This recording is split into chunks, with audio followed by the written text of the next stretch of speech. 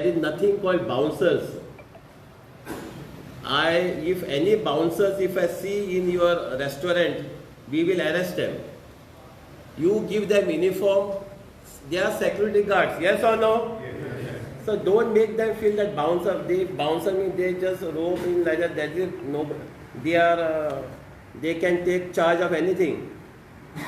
So I am requesting you, don't employ bouncers, don't label them as bouncers. You may pay salary of bouncer to them. I think they are taking more salaries, but they are a security guards.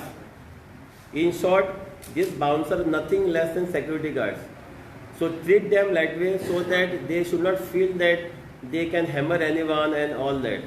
Is it clear? Yes. If any bouncers are flaring their arms, everything, if my PI sees my bed stuck there, I will get them at a police station.